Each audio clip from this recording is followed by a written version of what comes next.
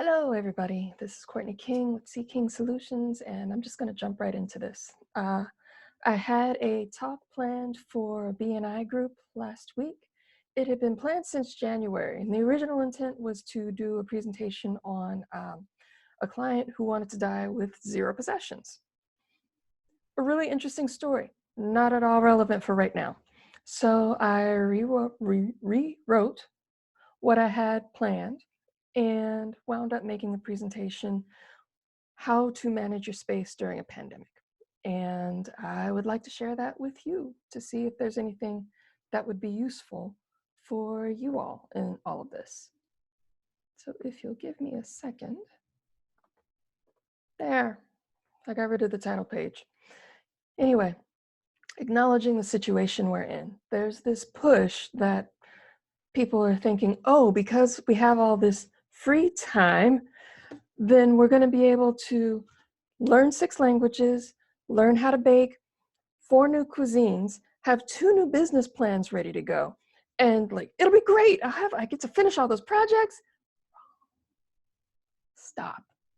Stop. Acknowledge the reality that we are soaking in right now. This is a generation-defining upheaval.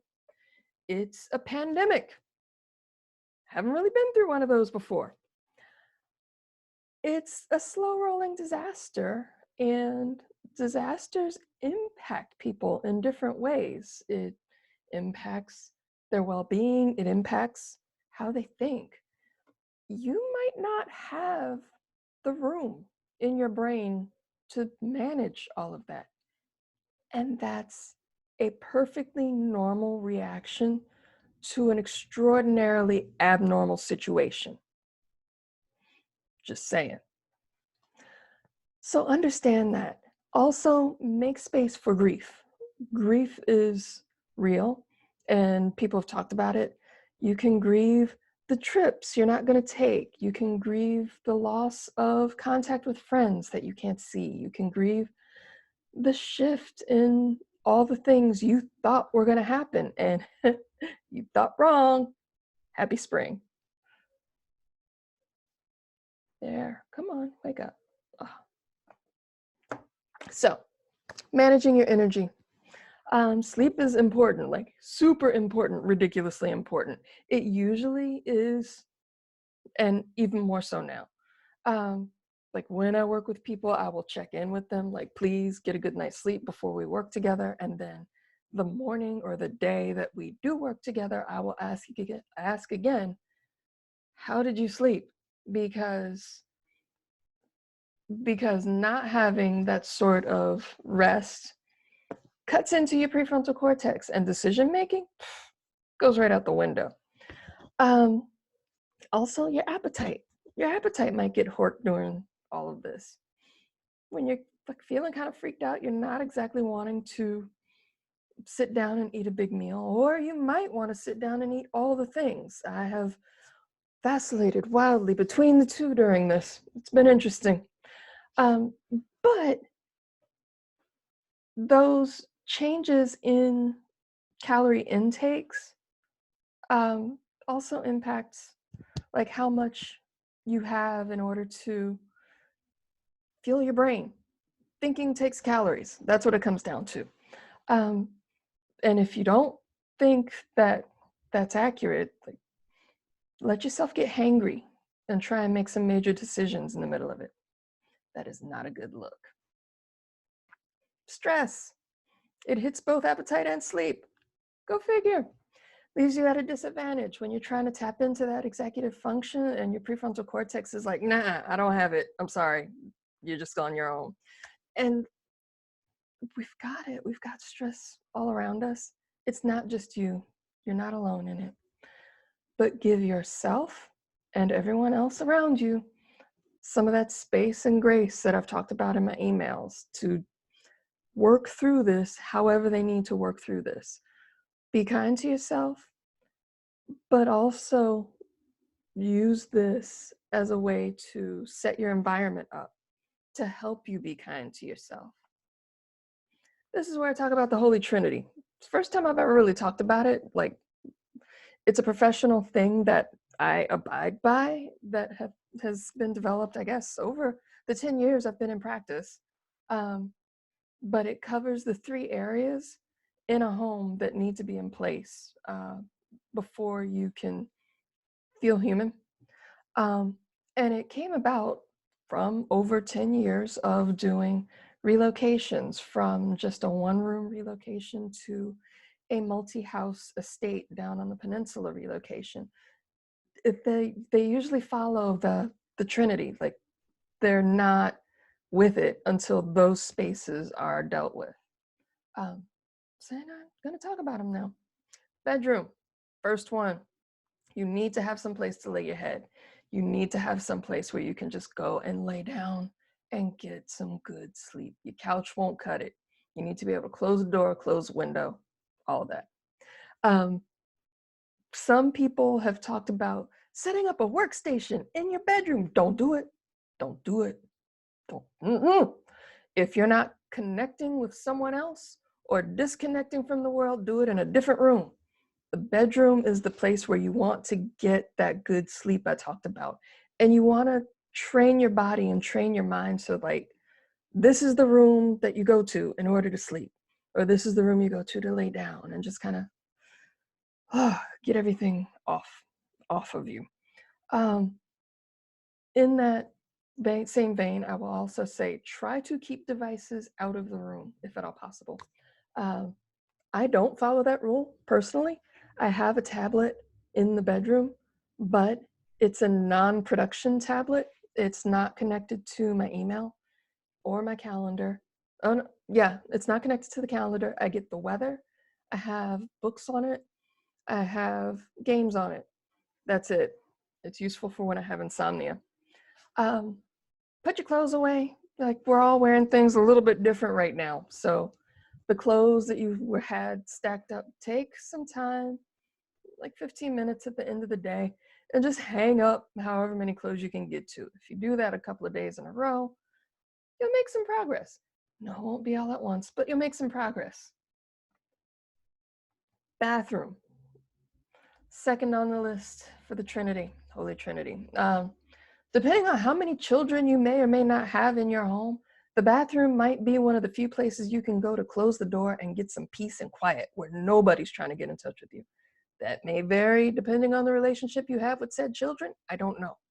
But having that space where you can close the door and not have anybody bother you, to get in the shower and cry or brainstorm or just zone out and not have anyone competing for your attention, because everybody's competing for your attention right now. It's useful. It's also someplace that gets kind of grimy. So one of the things that I tell people is, you don't have to clean the whole bathroom, just clean one thing in it a day. Just like, and not necessarily every day either. You can like skip days, whatever. But it's easier to say, oh, I'm going to wipe down the sink as you're passing through the bathroom than it is to say, I'm going to clean the entire bathroom from top to bottom. Second item on that list doesn't get done. If you just think in terms of sink, toilet, wipe down the shower wall, much easier to do. And it's a concrete action that you can do, something small that you can control. Really important. Kitchen. Kitchen is the biggie. That's number 3 in the Holy Trinity. As goes the kitchen, so goes the home, because that is where everybody winds up. During parties, during your day, people come through. It is a high traffic area. It is also a place where people will want to set up a workstation sometimes. Not everybody does. It's a personal preference.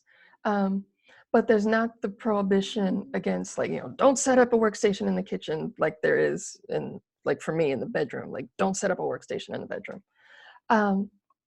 But having a space where you can wake up, i.e. regain consciousness, stumble downstairs, or into your kitchen. I just talked about the layout of my home. Stumble downstairs and stumble into the kitchen and be able to put things in your mouth that can sustain you, be it water, be it breakfast, be it your vitamins, be it whatever. Having a place to do that in a way that makes sense and that you can do while you're still waking up, i.e., regaining consciousness. It is useful, it's grounding. It helps people feel like ready to take on anything else that might come their way. And that could be things as far away as the living room, way over there, or the basement, or the laundry. Like, all those other spaces are fine, but the kitchen, the bathroom, the bedroom, those are the three that you stay on top of. Notice I didn't talk about your office or anything like that. Nah, that is not what this is about. Once you put your own mask on, you start to ask yourself other questions, like how do you use your space? Do you need to set things up because you need a new arrangement because of Zoom meetings? Do you find yourself writing more and realize that your setup hurts your wrists? It's not really ergonomic. You start to ask yourself questions to figure out what it is you need out of your space right now. I can't answer that for you. Nobody else can really answer that for you. But these conversations that come up with yourself around all this, um, they're useful in terms of figuring out like where you stand in relation to everything else that's going on right now, but also might be a good exercise just in general for you getting in tune with what the heck is it that you really want, and not having those stress-based impacts on your sleep, on your appetite, um, or not having your environment hamstring you when you're trying to address like your sleep and your appetite. Means it's one less thing for you to worry about. It's one less thing chewing away at the back of your head. And you can focus on whatever the heck it is you're going to try and focus on. Which goes to resiliency. Oh, you can't see it. There's a little goat in spandex right there. It's like right there. But like everything's up in the air right now. That's what the goat in spandex is trying to tell you. Everything, it's up in the air. People used to shake hands. Nope, no shaking hands anymore. Like I noticed that in a networking meeting like early on. Hugs, hugging strangers, kissing people hello. A lot of deeply ingrained behaviors are like not happening now. Like, and we've decided as a whole to not do them in order to preserve our well-being. Everything is, we can make this all up. We can come up with something new. Is it fist bumps, elbow bumps? Is it like the not, like, how do we greet each other? We get to make that up. You get to make up whatever it is you deem relevant in your life right now. So this is a chance, people. This is a chance. You cannot really screw this up. That doesn't mean things aren't going to get hard, that you might not face hardship, that things aren't going to be scary. But it means don't be afraid to experiment, to dream. Like, what's the craziest thing you want to set up for yourself in your life? How can you make that happen? Oh, it didn't quite work out. How can you tweak what you did? Like, this is one giant sandbox right now. Let's take advantage of it. For my own practice, I have shifted away from hands-on organizing just because I have had a significant number of clients with compromised immune systems. And while I love them dearly, I do not wish to injure them in any way. So I'm moving to doing more coaching on the phone, online, working with people remotely, around organizing, around productivity, actually around disaster preparation, because that's my hobby. So if those are things that you're interested in, get in touch with me. The plan is to do more stuff like this. This is an experiment. I have no idea if it's going to fly or not. Who knows? But in the meantime, I have a mailing list. And if you are intrigued by what I had to say or like want to hear more, sign up for it because my habit this year was to, yes, one habit, 1 year. My habit this year was to get to the point where I was writing and publishing a newsletter once a week, and it drops on Mondays. And since things have started happening with COVID, I started including a disaster preparation checklist going through section by section in the end of each newsletter. So people who have been on the list for a while have the whole thing. You can join now and like jump in where we are. And if you ask nice, I can send you all the ones that have come before if that's something you're interested in as well. So there's that. And there's a lot going on. I might have said that before. And one of the things that doesn't come through in all this is that you're here. You've made it this far. And for that, even if no one else says it out loud, I am proud of you for still being here. And hedgehogs are so cute. Oh, anyway, that's that. Hopefully this was useful. Like I said, I'll have my email address or email list set up somewhere in here. And yeah, if you want any more information, get in touch with me. Sitting around, I'm always happy to answer questions. And everybody stay safe, stay hydrated, stay curious, stay brave.